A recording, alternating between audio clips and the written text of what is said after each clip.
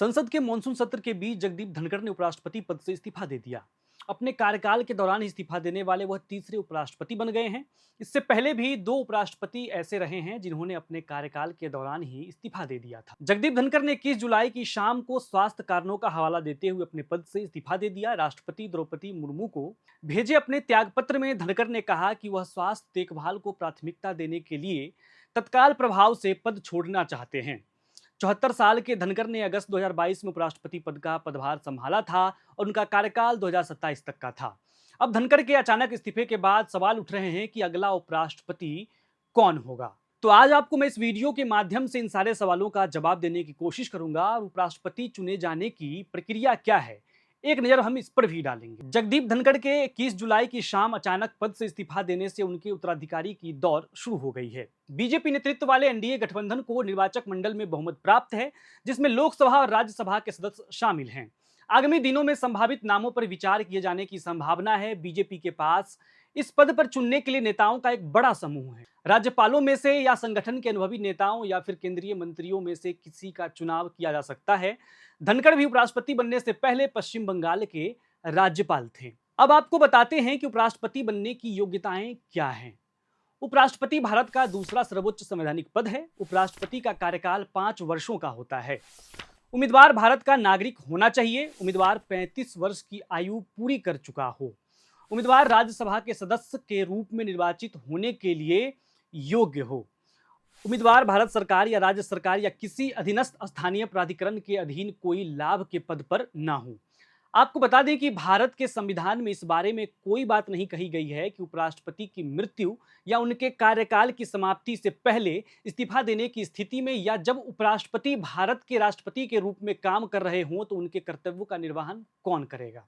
हालांकि संविधान में एकमात्र प्रावधान उपराष्ट्रपति के राज्यसभा के सभापति के रूप में कार्य के संबंध में है, जो रिक्ति के अवधि के दौरान उपसभापति या भारत के राष्ट्रपति द्वारा अधिकृत राज्यसभा के किसी अन्य सदस्य द्वारा किया जाता है। देश में राष्ट्रपति और उपराष्ट्रपति दो सबसे अहम संवैधानिक पद हैं। इन दोनों पदों के लिए चुनाव देश की जनता सीधे न करके अप्रत्यक्ष तरीके से करती है, यानी कि इसका चुनाव जनता की बजाय उनकी ओर से चुने गए जनप्रतिनिधि करते हैं।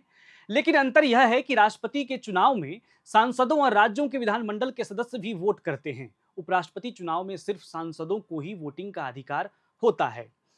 दोनों में एक और बड़ा फर्क यह है कि उपराष्ट्रपति के चुनाव में किसी भी सदन के मनोनीत सदस्यों की वोटिंग का अधिकार नहीं होता है, केवल चुने हुए जनप्रतिनिधि वोट कर सकते हैं। वहीं उपराष्ट्रपति के चुनाव में राज्यसभा और लोकसभा के मनोनीत सदस्य भी वोट डाल सकते हैं। उपराष्ट्रपति पद के लिए चुनाव अधिकारी की भूमिका संसद के दोनों सदनों में किसी एक सदन के महासचिव बारी बारी से निभाते हैं। उपराष्ट्रपति पद के लिए उम्मीदवार को कम से कम 20 सांसद बतौर प्रस्तावक और 20 सांसद बतौर समर्थक दिखाना होता है।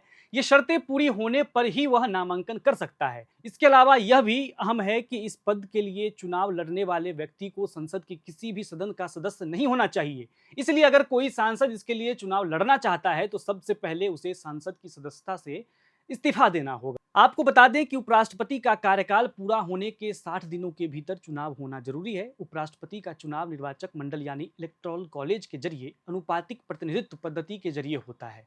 इसमें संसद के दोनों सदनों लोकसभा और राज्यसभा के सांसद वोट डालते हैं।